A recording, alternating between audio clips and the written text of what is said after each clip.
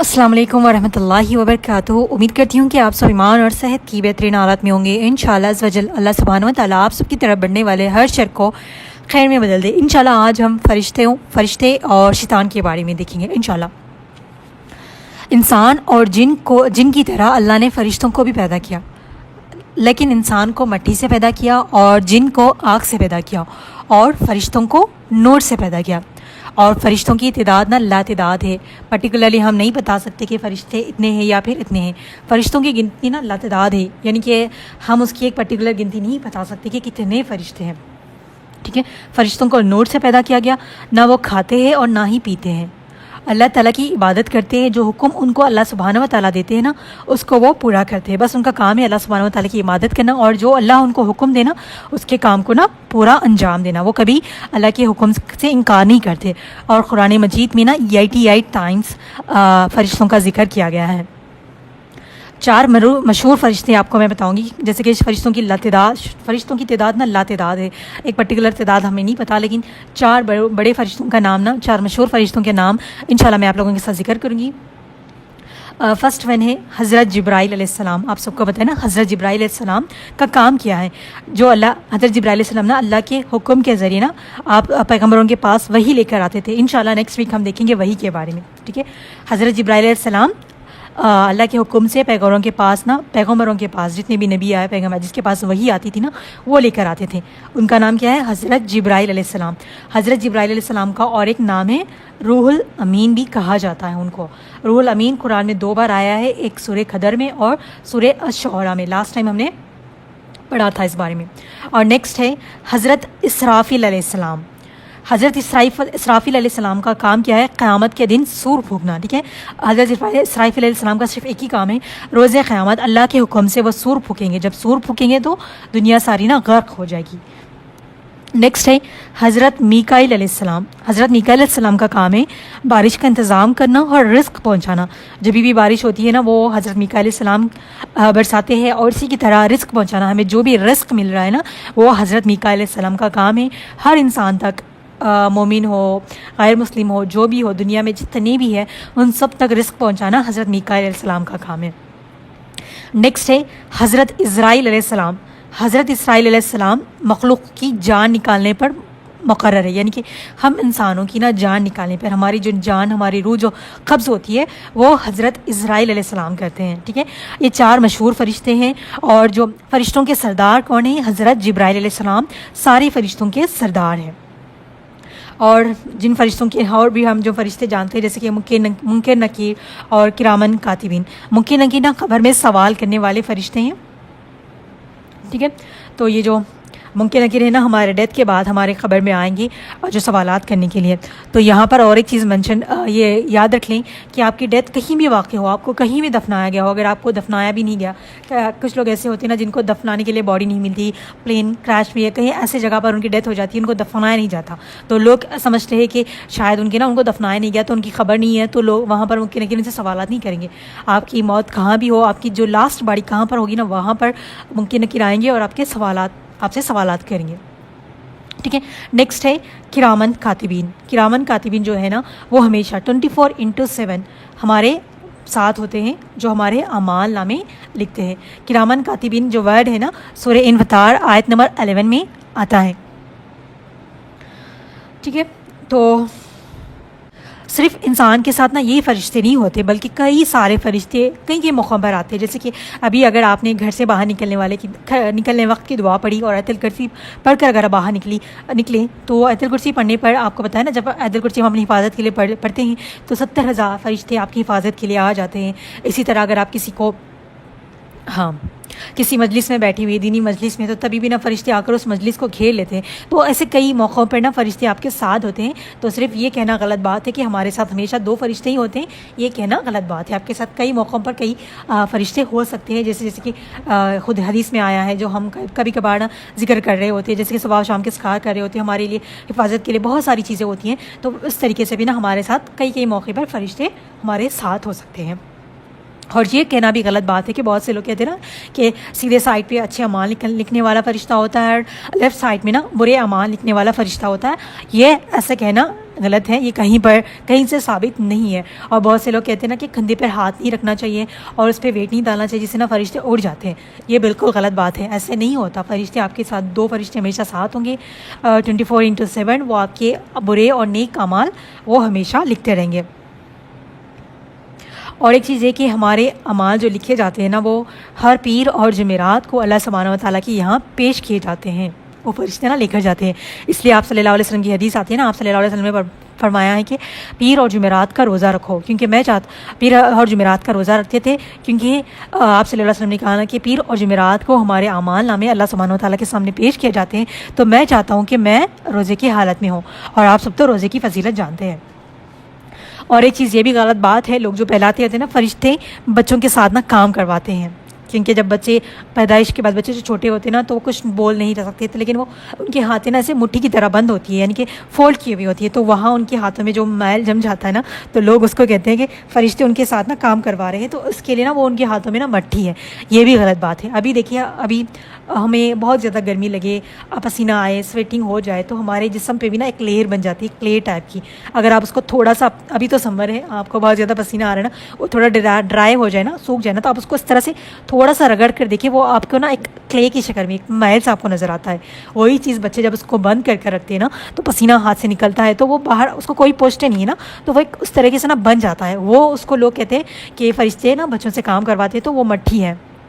تو یہ بھی غلط چیز ہے، یہ غلط بات ہے. ٹھیک ہے، ایسا کچھ نہیں ہوتا.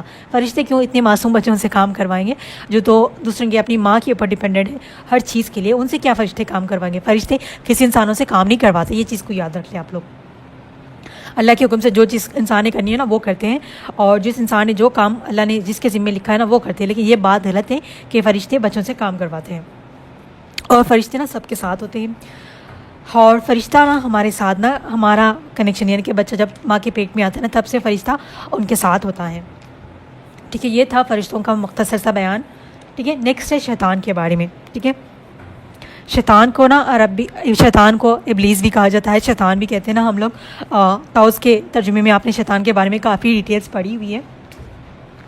اور انسان کے ساتھ ہمیشہ رہنے والا نا شیطان. ٹھیک ہے، تو اس کو کیا کہتے ہیں؟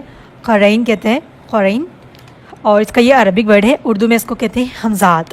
جو ہمیشہ ہمارے ساتھ نا ایک شیطان رہتا ہے، اس کو ہمارے بارے میں ہر چیز ڈیٹیلنگ پتہ ہوتی ہے، کیونکہ اللہ کی طرف سے نا اس کو اس کے پاس یہ اختیار ہے کہ نا وہ اس چیز کو جانتا ہے ہمارے اندر کیا ہو رہا ہے، کیا نہیں، ہم کیا سوچ رہے ہیں. اسی وجہ سے نا تو وہ ہمارے دل میں وسوسے ڈالتا ہے. ٹھیک ہے، سورہ ابراہیم آیت نمبر 22 میں یہ مینشن کیا گیا ہے. آپ اس کی تفسیر دیکھیں. سورہ ابراہیم آیت نمبر 22 میں جب روز قیامت نا ہم جیسے کہ نا ہم کہتے ہیں نا یہ چیز ہم نہیں کرنا چاہتے تھے لیکن شیطان نے وسوسے ڈالا. بہت سے لوگ ایسے کہتے ہیں، ہم سنتے ہیں نا، وہ کہتے ہیں کہ ہم روز قیامت نا اللہ کو یہ کہیں گے ہم نہیں کرنا چاہتے تھے اللہ سبحانہ و تعالیٰ، لیکن شیطان نے ہمارے دل میں وسوسہ ڈالا. تو شیطان اس دن کہے گا کہ میں نے تو وسوسہ ڈالا یہ تمہارے اوپر تھا کہ تم اس کام کو کرو یا نہ کرو. اور شیطان نا وہ ذمہ اپنے نہیں لے گا، وہ صاف سیدھا انکار کر دے گا. دیکھیے شیطان کتنی بھی وسوسے ڈالے، یہ آپ کے اوپر اختیار ہے کہ آپ نے اس کام کو کرنا یا نہیں کرنا. آپ سورہ ابراہیم آیت نمبر 22 جا کر سرچ کریں اور اس کا ترجمہ کریں، آپ کو اس کے بارے میں نا ڈیٹیل مل جائے گی. آپ کو وہاں پڑھ کے نا اندازہ ہو جائے گا. یہ جو لوگ کہتے ہیں نا غلط کہتے ہیں، بہت سے لوگ کہتے ہیں نا ہم اللہ سے کہیں گے نا یہ ہم نہیں کرنا چاہتے، لیکن شیطان نے نا ہمارے دل میں اس طرح کی وسوسے ڈالے، تو یہ شیطان ذمہ دار ہے، ہم نہیں ہیں. آپ جو بھی کام کرتی ہیں اس کا ذمہ دار آپ ہی، نہیں آپ کے گھر والے، نہ شیطان، کوئی اور نہیں ہے. آپ خود اپنی نیکیوں کے بھی ذمہ دار ہیں اور گناہوں کے بھی ذمہ دار ہیں. اور ایک چیز یہ کہ بہت سے لوگ کہتے ہیں نا شیطان بھی پہلے فرشتہ تھا، اللہ کا عبادت گزار تھا، لیکن وہ بعد میں نا اللہ سبحانہ و تعالیٰ کا حکم نہیں مانا تو وہ ابلیس ہو گیا. تو یہاں پر منشن کر دوں، شیطان فرشتہ نہیں تھا، شیطان جنات میں سے ہے. سورہ اعراف آیت نمبر 12. ٹھیک ہے، چلے پہلے یہ دیکھ لیں سورہ بقرہ آیت نمبر 34. اور یاد کرو جب ہم نے فرشتوں کو حکم دیا کہ آدم کو سجدہ کرو تو سب نے سجدہ کیا سوائے ابلیس کے. منکر ہوا اور غرور کیا اور کافر ہو گیا. تو یہاں پر بھی یہ نہیں کیا گیا کہ ایک فرشتہ تھا ابلیس، اس نے انکار کیا. یہاں پر بھی مینشن کیا گیا ابلیس. جب یہاں پر دیکھیں یہ چیز آپ لوگ آبزرو کریں. اور یاد کرو جب ہم نے فرشتوں کو حکم دیا تو آدم کو سجدہ کرو. جیسے کہ ابھی ہم نے فرشتوں کے بارے میں پڑھا تو فرشتے اللہ کے ہر حکم کو کر دیتے. اگر ابلیس بھی فرشتہ ہوتا نا تو وہ کبھی انکار نہیں کرتا، وہ جنات میں سے. اس کو کلیریفائی کرتی ہوں میں. سورہ اعراف آیت نمبر 12. یہاں پر آپ کو کلیئرلی پتا چل جائے گا کہ ابلیس فرشتہ نہیں ہے. اگر کوئی کہے کہ ابلیس بھی پہلے فرشتہ میں سے تھا نا، آپ اس کو یاد رکھیں، آپ ان کے سامنے نا یہ 2 آیتیں پیش کر دیں، کلیئرلی ان کو ہو جائے گا. ہاں تو he said I am better than ہم. تو چلے میں آپ کو اردو میں بتاتی ہوں. اور اس نے کہا کہ میں بہتر ہوں اس سے، اس نے بنایا تمہیں مجھے آگ سے اور تمہیں بنایا مٹی سے. ٹھیک ہے، سورہ اعراف آیت نمبر 12. آگ سے اللہ سبحانہ و تعالیٰ نے کس کو بنایا؟ جنات کو بنایا. تو یہاں پر ایک کلیئرلی واضح ہو جاتا ہے کہ شیطان کو اللہ سبحانہ و تعالیٰ، شیطان جو ہے نا وہ جنات میں سے ہے. جنات میں 2 ٹائپس ہوتے ہیں، جنات میں اچھے والے جن بھی ہوتے ہیں، برے والے بھی جن ہوتے ہیں. تو انشاءاللہ جنات کے بارے میں میں پھر کبھی آپ لوگوں کو بتاؤں گی انشاءاللہ. ٹھیک ہے. تو دیکھیے جب جس دن ابلیس نے نا اللہ سبحانہ و تعالیٰ حضرت علیہ السلام کو سجدہ کرنے سے انکار کر دیا، پھر وہ ابلیس بن گیا. جن تھا تو پھر وہ ابلیس بن گیا. سوری. تو اس دن اللہ سبحانہ و تعالیٰ نے اس کو یہ اختیار دیا کہ اس نے کہا کہ میں تیرے بندوں کو بھٹکاؤں گا، اس کے دلوں میں وسوسے ڈالوں گا. تو اللہ سبحانہ و تعالیٰ نے کہا کہ جتنی بار تو اس کو بس ان کے دلوں میں وسوسے ڈالے گا، وہ اگر برے کام کرے، گناہ کر لے، جتنی دفعہ وہ نا مجھ سے معافی مانگیں گے تو میں ان کو معاف کروں گا. تو کبھی بھی اگر آپ سے کوئی گناہ ہو جائے تو اس طریقے سے نا بہت سے لوگ یہ کہتے ہیں کہ وہ بہت بڑا گنہگار تھا، اس نے گناہ کیا، تمہارے گناہ معاف نہیں ہوں گے، تم نے کبیرہ گناہ کیا، یہ کیا وہ کیا. کسی کی بات آپ نے نہیں سنی. اللہ سبحانہ و تعالیٰ نے یہ فرما دیا کہ آپ جتنے بھی گناہ کریں، کبیرہ سے کبیرہ گناہ، بڑے سے بڑا گناہ کیوں نہ کریں، جب آپ سچے دل سے اللہ کے یہاں توبہ کریں گی، اپنے گناہوں کی معافی مانگیں گی تو اللہ معاف کرنے والا ہے. تو کبھی مایوس نہیں ہونا اللہ کی. دیکھیں مایوسی کفر ہے، تو کبھی مایوس نہیں ہونا. اپنی اگر گناہ ہو جائے فوری اللہ تعالیٰ سے معافی مانگے. انشاءاللہ پھر کبھی اس کے بارے میں نا ڈیٹیل میں بتاؤں گی، آپ بس اس چیزوں کو یاد رکھ لیں. ٹھیک ہے. تو ویسے تو ہم سب جانتے ہیں کہ شیطان ہمارے دلوں میں نا وسوسے ڈالتا ہے، رائٹ. تو ابھی بہت سے لوگوں کے دماغ میں آئے گا کہ کیا آپ صلی اللہ علیہ وسلم کے اوپر بھی شیطان وسوسے ڈالتا ہے؟ تو دیکھیے آپ صلی اللہ علیہ وسلم کے ساتھ بھی نا جو شیطان تھا نا، ہم سب کے ساتھ ایک شیطان ہے. تو آپ سے جسے ہم اردو میں حمزات کہتے ہیں نا، جو آپ صلی اللہ علیہ وسلم کے ساتھ تھا، اللہ سبحانہ و تعالیٰ نے آپ صلی اللہ علیہ وسلم کو وہ گرفت دی ہوئی تھی کہ وہ ایمان لے آیا، یعنی کہ وہ جنات میں سے تھا نا. تو آپ صلی اللہ علیہ وسلم کا جو حمزات تھا نا وہ ایمان لے آیا اور وہ پاک جنوں میں سے ایسے ہو گیا. ٹھیک ہے. تو ابھی دیکھیے ہم سمجھتے ہیں نا صرف شیطان ہمارے دلوں میں وسوسے ڈالتا ہے، ہمارے لیے ہمیں گمراہ کرتا ہے. آپ کو پتہ ہے انسان بھی ہمیں گمراہ کرتے ہیں. سورہ ناس کا آپ ترجمہ کریں، آپ کو سمجھ آئے گا انشاءاللہ. تو لاسٹ آیت میں اللہ سبحانہ و تعالیٰ نے فرمایا کہ جنات اور انسانوں سے، ہمارے نا جنات اور انسانوں سے، من الجنتی والناس سے کہتے ہیں نا، جنات اور انسانوں میں سے نا بھی جو ہمارے اندر وسوسے ڈالتے نا اس سے بھی بچا. تو ابھی آپ سوچیں گے انسان کیسے وسوسے ڈالتا ہے؟ مجھے لگتا ہے نا شیطان سے زیادہ تو انسان ہمارے آس پاس جو لوگ ہوتے ہیں نا وہ وسوسے ڈالتے ہیں. کیونکہ شیطان کے وسوسے سے ہم کافی حد تک بچ جاتے ہیں. کیسے بتائیں؟ تعوذ پڑھ لیں تو ہم شیطان کے وسوسے سے بچ جائیں گے. صبح و شام کے اذکار پڑھ لیں، ہم شیطان کے وسوسے سے بچ جائیں گے. ہم ہر نماز پڑھ رہے ہیں، دعا کر رہے ہیں، جب بھی ہم اللہ کے قریب ہو جاتے ہیں نا پھر ہم شیطان کے وسوسوں سے بچ جاتے ہیں. تو ہم نے ہمیشہ دعا کرنی ہے، یا اللہ ہمیں شیطان کے وسوسوں سے بچا. اور لوگوں کے وسوسے بھی، لوگ کیسے وسوسے ڈالتے بتائیں؟